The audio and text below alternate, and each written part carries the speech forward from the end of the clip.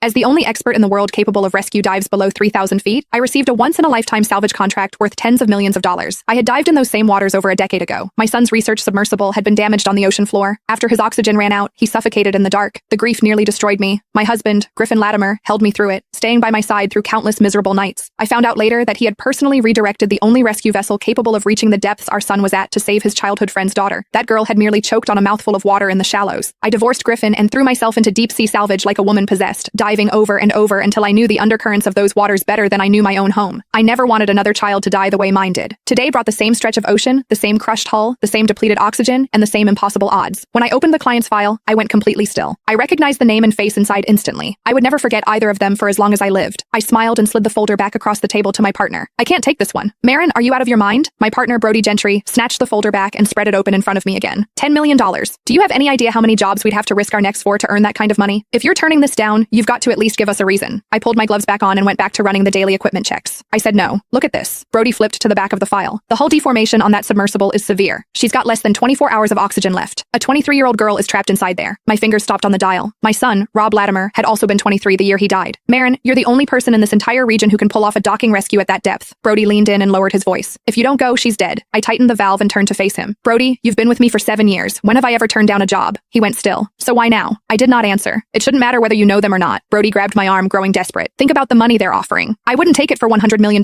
I moved his hand off my arm, my voice still calm. Don't ask me why. In 7 years, I can count the jobs I've refused on one hand. Just trust me on this. Brody's face turned a deep red, like he had 1,000 things to say, yet could not get any of them out. Fine. Brody finally closed the folder and slammed it on the table. I trust you. He turned and walked to the door, then stopped. When he spoke again, his voice was low and muffled. But she's a living, breathing person. If you change your mind, we're ready anytime. The door shut behind him. I stood alone in the equipment room, staring at the folder Brody had thrown onto the table. My phone buzzed. It was a message from Brody. The client called. They want to speak directly to the lead technician. Do you want to talk to them? I stared at the message for a long time, then typed a reply and sent it back. I'll talk. Hello, am I speaking with the lead technician for the deep sea rescue? The voice on the other end was steady and arrogant. It had been 10 years, but I still recognized it. That's me. Go ahead. My own voice was nothing like it used to be. A decade of deep sea work, between the breathing equipment and the harsh conditions, had done irreversible damage to it. Good. This is Griffin Latimer, from Latimer Maritime Group. I assume you've already reviewed the situation. He paused briefly. Name your price. I'm not taking the job. The line went quiet for a moment. Then he laughed. I'm sorry. Did I not make myself clear? I said, name your price. Whatever you want. I said no. $50 million.